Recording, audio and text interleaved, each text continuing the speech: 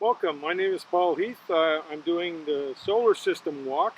This is part of our Novice 2020 virtual star party. See, I have models of each of the planets in the solar system and our sun.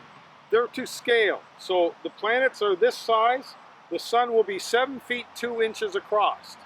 And we're going to see what it looks like when we reach the distant gas giants as we move away from the sun.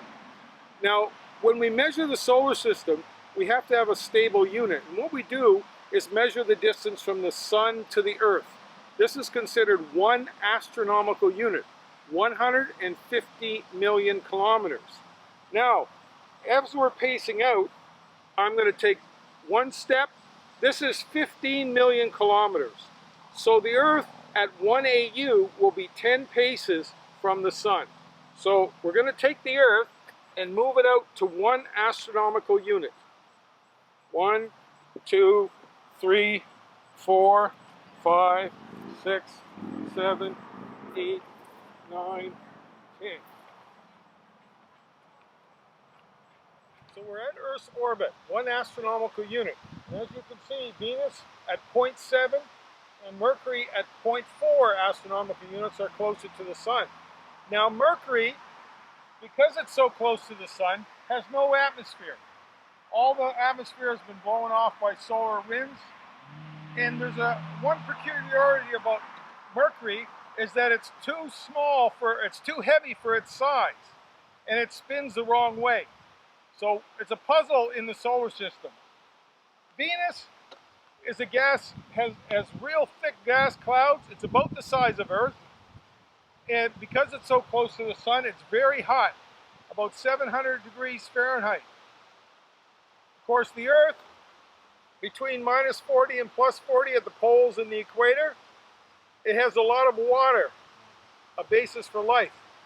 As we move out to Mars, which is 1.5 astronomical units, Mars is got thin atmosphere, it's smaller than Earth, and its average temperature on a warm day is -70 degrees Celsius.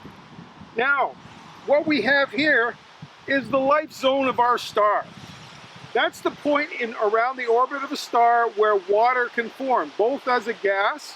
In the case of Venus, we have steam in the atmosphere.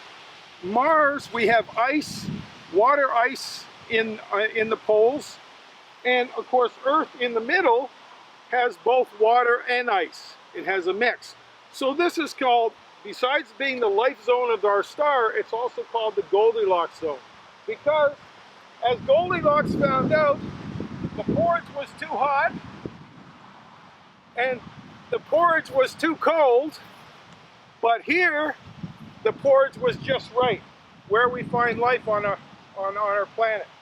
So we're in about the middle of the life zone of our sun, and this is where the rocky planets are, close to the sun. We're only 1.5 astronomical units away from our star when we reach Mars. Now that we've reached Mars, our next station on our journey is the Asteroid Belt. Now the Asteroid Belt stretches between 2.1 astronomical units and 3.2. So we're gonna position our marker here halfway in between. So we need another 10 paces, or actually another full astronomical unit from Mars, which is at 1.5. So 1, 2, 3, 4, 5, 6, 7, 8, 9, 10. This is the center of the asteroid belt. Now it stretches from 2.1 to 3.2. And sometimes the solar system won't let us stand still. In the asteroid belt is roughly 100,000 objects, rocks, floating around the orbit of the sun. The two largest, Ceres and Vesta. Now, because of the change in what is a planet, Ceres is now considered a dwarf planet. It's 1,100 kilometers across. Vesta's around, I think, 750 kilometers across. But they're the two largest objects in the asteroid belt. So in the asteroid belt that circles the sun, we have over 100,000 small rocks of all different sizes that we know of. And they orbit around the sun. in a fairly stable situation. Now, as you can see, looking back at the sun is looking a little smaller than it did when we were just at the Earth. Now, our next destination, of course, is Jupiter, the first gas giant.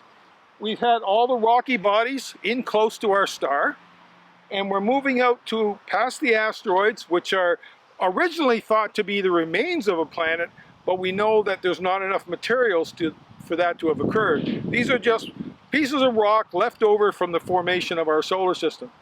So we're going to take Jupiter, we're going to move out to Jupiter, and to reach Jupiter, we're going to have to go another 25 paces. So basically, as far as we've reached the middle of the asteroid belt, that is how much farther we have to go to reach the planet Jupiter. 25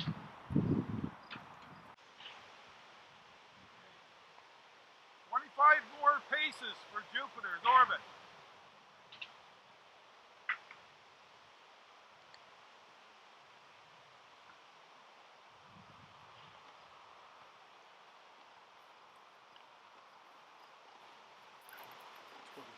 One, 22, 23, 24, 25, and we've reached Jupiter's orbit. Now, everyone knows that Jupiter is the largest body in our solar system next to our sun. It's 11 times wider than the Earth, and it's a gas giant. It has some features that everybody looks for. The Great Red Spot, which is a giant storm that's been there from our knowledge for at least 400 years. But one of the cool things with Jupiter is that you can see its 4 largest moons. They call them the Galilean satellites: Europa, Io, Ganymede, and Callisto. They can actually be seen in a pair of binoculars as a straight line of little tiny stars. And if you watch them over different nights or over the whole night, you can actually see those little stars change position because the moons orbit Jupiter. So even though Jupiter is 5.2 astronomical units away from the sun, we can still see the moons, the large 4 Galilean moons of Jupiter. Now, to go on from here, we're at Jupiter's 142 or 143,000 kilometers across, 11 times the size of the Earth.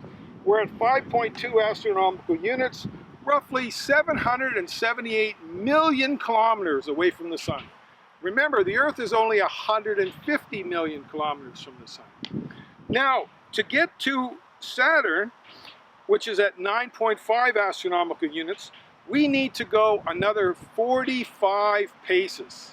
So that's a bit of a walk. Okay, we've moved out 45 paces from Jupiter. We're now at 9.5 astronomical units within our solar system. So we're 1.43 billion kilometers now from the sun. Saturn, of course, is a wonderful planet. It's 9 times the size, or 9 times wider than the Earth. The rings, as you learned with the moonwalk talk, are almost the distance between the Earth and Moon, 365,000 kilometers across the width of the rings. They're spectacular in a small telescope, very easy to see. Also, another object around Saturn is Titan, the largest moon in our solar system, the only moon with an atmosphere. We're out here at 9.5 astronomical units, and if we look back towards the sun, we can notice the change in the size of the sun, how small it looks compared to when we were at the Earth. And we'll move back into the solar system and just take a peek when we reach the Earth at the difference between the sun now and the sun when we return back on Earth. Now, unfortunately, we're in a football field, so we can't proceed any farther.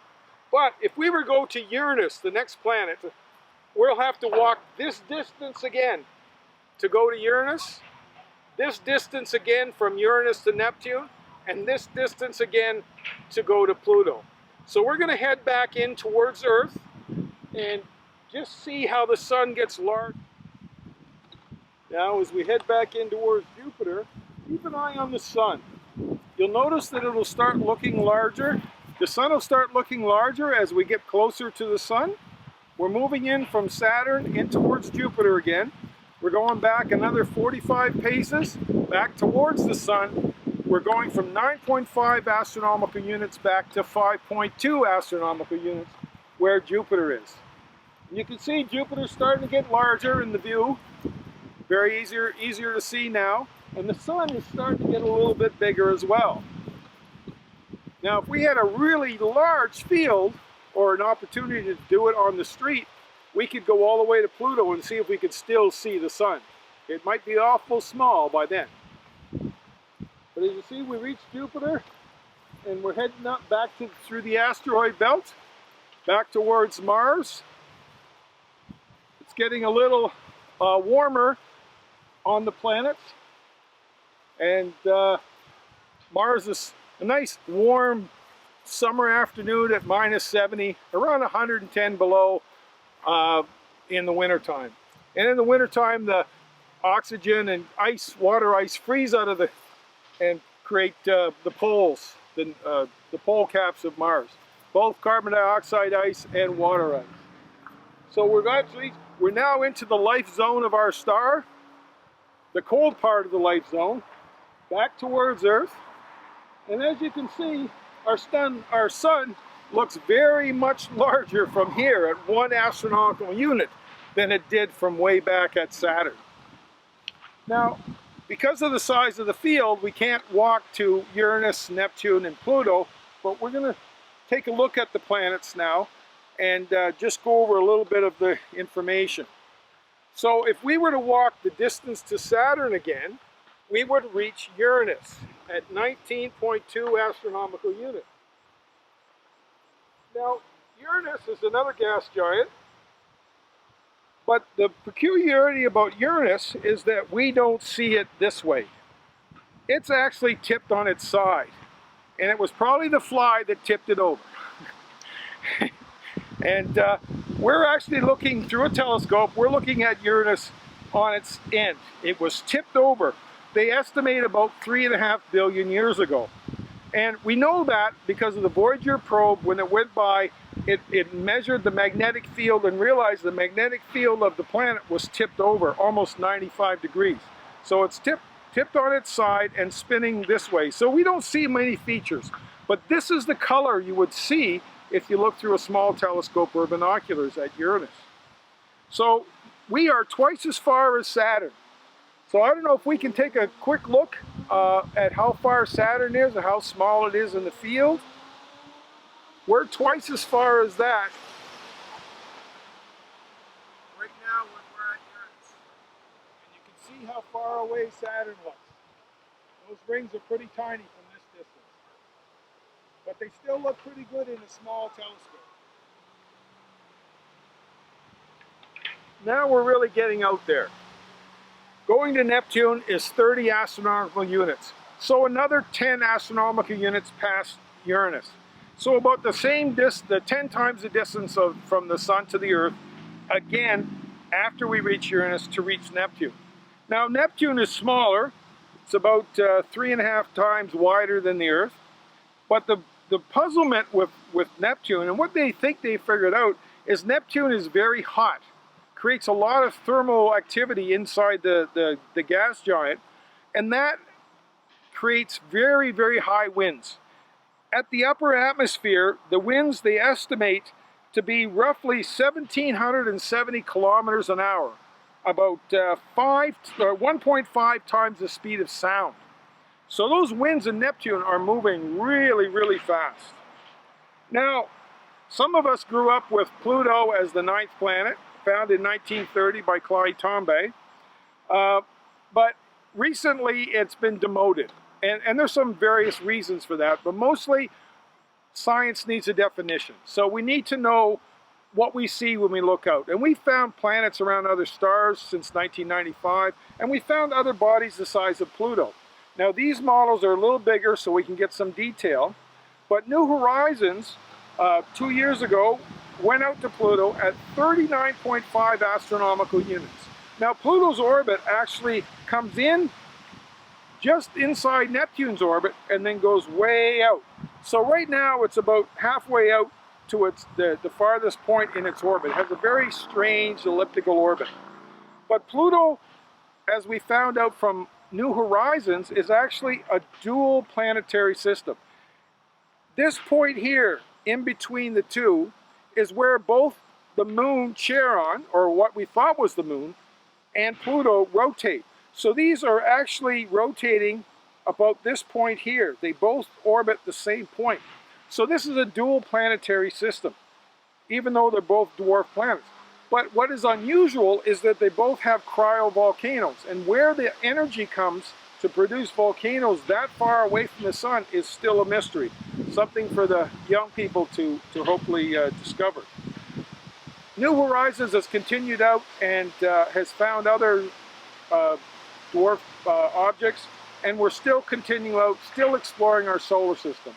But our walk here, if we pace out, we went 395 paces. So full strides, 15 million kilometers a pace. 395 paces to reach Pluto. So our solar system is fairly big. But the next step is how far is the nearest star? And that, the distance to the nearest star, we measure in light years. And light years is 10 trillion kilometers in 1 year. So 1 light year is 10 trillion kilometers. Here, 1 astronomical unit within the solar system is only 150 million. So it's the next step up looking at the stars. And of course, most of you know that the nearest star is 4 light years away, Alpha Centauri. So that will be the next one, but I don't think I'll be able to do that in a field. I'll have to get a rocket ship and work on that. Thank you, everybody. And if you have any questions, please forward them.